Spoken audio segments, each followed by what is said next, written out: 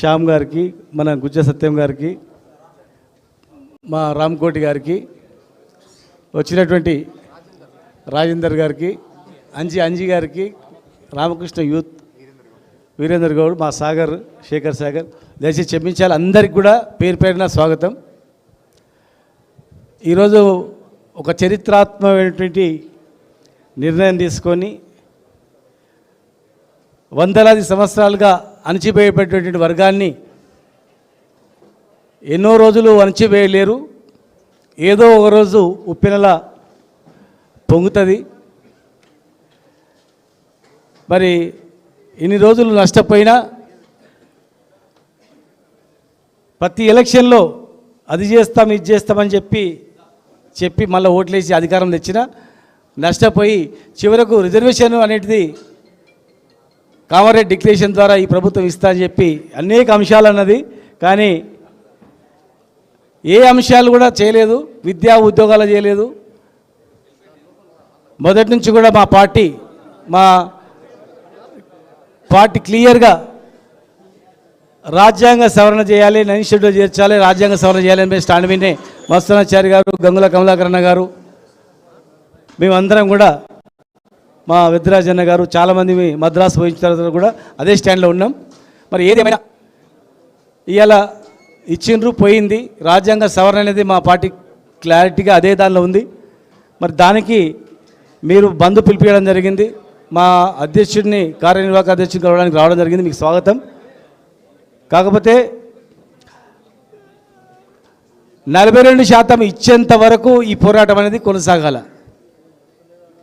ఎవరు వెనకకు పోయినా, ఎవరు మళ్ళీ ఏదైనా ప్రభుత్వం చెప్పి ఏదో మాయమాటలు చెప్పినా, ఇందులో ఉన్న వాళ్ళం ఎవరం కూడా కంఠంలో ప్రాణం ఉన్నంత వరకు ఈ సమాజానికి అన్యాయం చేయకుండా, ఈ సమాజాన్ని కాపాడడానికి 42% రిజర్వేషన్ ఇచ్చేంత వరకు కూడా ఖచ్చితంగా కూడా అన్ని జెండాలు పక్కకు పెట్టి ఇవాళ మీరందరూ కొట్లాడుతున్నారు.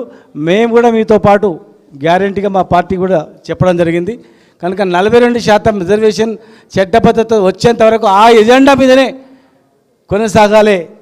ఎవరు మళ్ళీ వాళ్ళు 24% ఇస్తాం, బీఫామ్లు ఇస్తాం అని చెప్పి ఏ మభ్య పెట్టినా, ఎవరు అయినా ఫస్ట్ వాళ్ళని భూస్థాపితం చేయాలి. కాళోజీ సిద్ధాంతం, ఈ ప్రాంతం వాడు అన్యాయం చేస్తే ఈ ప్రాంతం వాడిని ఇక్కడనే పొందబెట్టాలి, ఈ ప్రాంతేతరుడు అన్యాయం చేస్తే పొరిగిన దాకా తన్నాలి, ఎలగొట్టాలి. ఎట్లయితేన్నామో ఈ ఉద్యమంలో కూడా ఎవరు కూడా వెనుకడికి వేసినా ఎట్టి పరిస్థితుల్లో క్షమించొద్దు.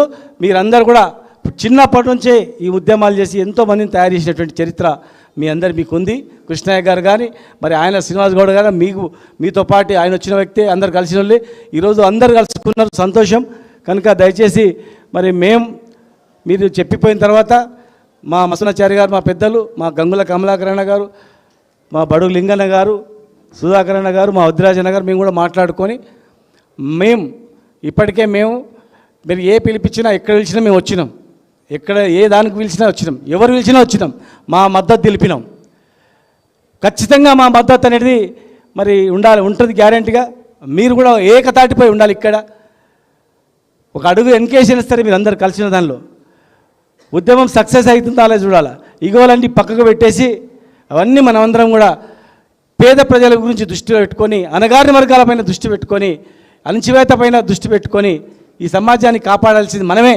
ఖచ్చితంగా కలిసి వచ్చేవాళ్ళు ఎవరైనా సరే, ఓసీ అయినా ఇంకెవరైనా మనకు మద్దతు ఇచ్చే వాళ్ళను కలుపుకొని ఈ ఉద్యమాన్ని తెలంగాణ ఉద్యమ తరహా తీసుకుపోవాలని, తెలంగాణ వచ్చినట్లు వచ్చి ఎనిగిపోతే ఎట్లయితే ఉద్యమం వచ్చిందో 9th డిసెంబర్ ప్రకటన తర్వాత ఎట్లయితే మళ్ళీ మన అందరం ఏకమైనామో, ఈ 9th జియో ఇచ్చిన తర్వాత వెనుకకు పోయినందుకు కూడా అందరం ఐక్యం కావడానికి చిత్తశుద్ధితో ఆత్మసాక్షిగా పుట్టిన తల్లిదండ్రుల సాక్షిగా ప్రమాణం చేసుకొని అందరు కూడా కదం తొక్కాలని చెప్పని, మా మద్దతు ఖచ్చితంగా ఉంటుందని చెప్పని మీ అందరు కూడా తెలియజేస్తూ, మరి ఇప్పుడు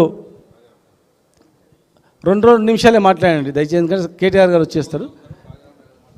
రాజారాం యాదవ్ గారు మాట్లాడు.